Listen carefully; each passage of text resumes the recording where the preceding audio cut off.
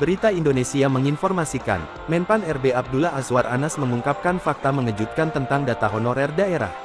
Ternyata cukup banyak pemerintah daerah Pemda yang menyembunyikan data honorer.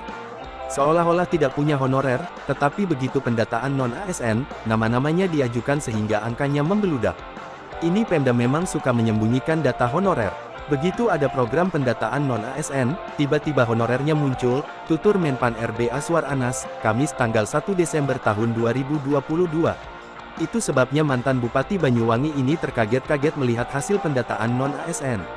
Ketika pendataan non-ASN resmi ditutup pada tanggal 31 Oktober tahun 2022 pukul 17 waktu Indonesia Barat lalu, jumlah honorer menjadi 2.421.100. Pemda sebenarnya tahu ada larangan untuk merekrut honorer, makanya disembunyikan datanya, ujarnya. Dia membandingkan dengan data honorer K2 yang masuk database Badan Kepegawaian Negara (BKN) pada 2014 sekitar 410.000. Tahun ini meningkat berlipat-lipat.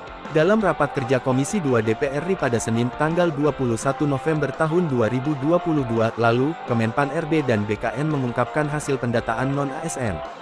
Setelah diuji publik dan perbaikan tenaga non-ASN pada kementerian, lembaga serta daerah, jumlah honorer masih tinggi. Dari 2.421.100 turun menjadi 2.360.723, artinya pengurangannya tidak sampai 100.000. Dari 2.360.723, ternyata hanya 1.817.395 honorer yang sudah ada surat pernyataan tanggung jawab mutlak (SPTJM) dari pejabat pembina kepegawaian (PPK). Nah, terdapat 543.320 yang honorer belum dilengkapi SPTJM, tutur Azwar Anas. Menteri Anas mengaku tidak mengerti mengapa 543 ribuan itu tidak dilengkapi SPTJM. Apakah ini data bodong? Padahal, ujar dia, setiap PPK wajib menyertakan SPTJM. Dia menyatakan data yang tidak dilengkapi SPTJM bisa dikatakan tidak sah. SPTJM merupakan bukti pertanggungjawaban PPK terhadap kebenaran datanya. Dengan SPTJM itu pula akan menjadi dasar bagi Kemenpan RB untuk mengajukan tuntutan secara hukum kepada instansi yang terbukti melakukan rekayasa data.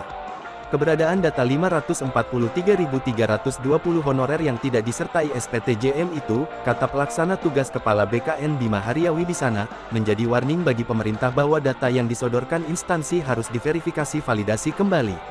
Bima menyatakan BKN tidak bisa sendiri melakukan verifikasi. Oleh karena itu perlu ada bantuan dari Badan Pengawasan Keuangan dan Pembangunan (BPKP). Karena lonjakan jumlah honorer ini sangat tajam, dari 410.000, database 2014 menjadi 2,3 jutaan, maka verval harus dilakukan bersama-sama BPKP. Setelah clear baru masuk database BKN, pungkas Bima Haria Wibisana. Butuh ekstra ketat untuk ungkap data sebenarnya.